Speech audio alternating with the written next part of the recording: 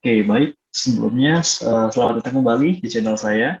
Dan kali ini saya akan menjelaskan mengenai supply chain management untuk perusahaan sarden kalengan.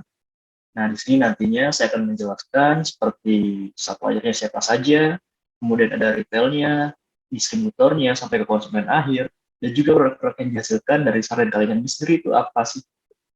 Oke, kita lanjut. Baik, untuk suppliernya sendiri, itu ada 3 jenis supplier. Yang pertama untuk supplier ikan, atau bisa kita bilang nelayan. Jadi ikan sarden sendiri akan langsung diambil dari nelayan-nelayan untuk diolah lagi menjadi sarden kalengan. Dan tentu saja akan melalui proses penyortiran agar menciptakan sarden kalengan yang sempurna. Lalu yang kedua ada petani. Di sini petaninya sebagai supplier bahan baku, bisa jadi dibilang petani ini sebagai supplier untuk tomat, cabai, dan juga bahan-bahan baku lainnya untuk membuat bumbu dari sarden kalengan itu sendiri. Dan yang terakhir itu ada pabrik kaleng sebagai supplier untuk kemasannya.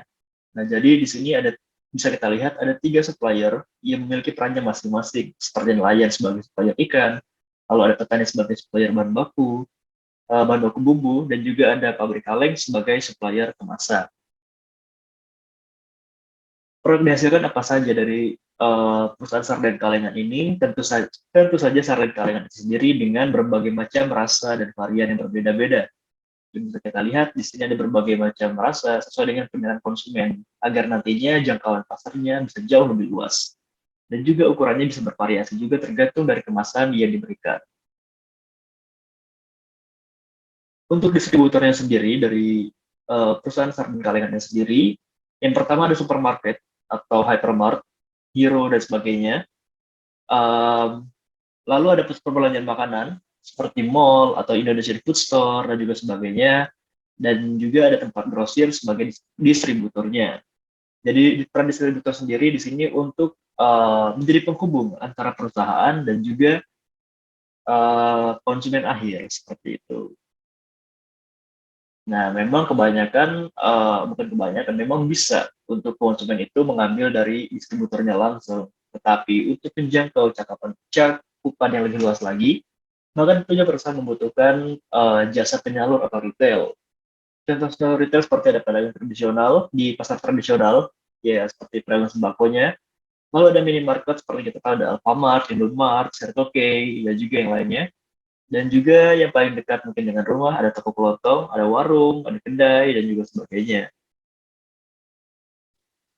Nah, untuk konsumen akhirnya sendiri itu apa sih dari produk sarden kalengan itu sendiri? Jadi yang pertama ada ibu rumah tangga sebagai konsumen akhir. Jadi bisa kita tahu kebanyakan konsumen akhir dari produk makanan sendiri kebanyakan dipakai oleh ibu rumah tangga untuk kebutuhan sehari-hari, untuk kebutuhan pangan. Lalu ada restoran juga yang bisa menggunakan sarden kalengan untuk membuat menu di restoran mereka. Ada juga warung makan yang penggunanya sama seperti restoran juga. Dan juga ada instansi pemerintahan yang biasanya juga dipakai atau dibeli untuk disalurkan kembali ke masyarakat yang lebih membutuhkan.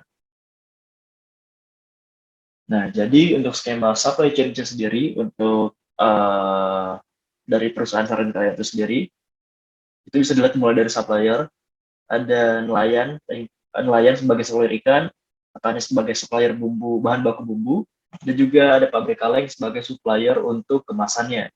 Lalu ada pabrik tempat mengolah ikan sarden menjadi sarden kalengannya.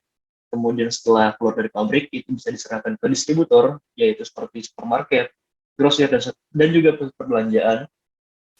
Dari distributor sendiri, itu bisa ke cakupan yang lebih kecil lagi untuk menjangkau pasar yang luas, ke retail, atau minimarket, toko kelontong, pedagang pasar, hingga sampai di konsumen akhir seperti ibu rumah tangga, restoran, dan juga warung makan.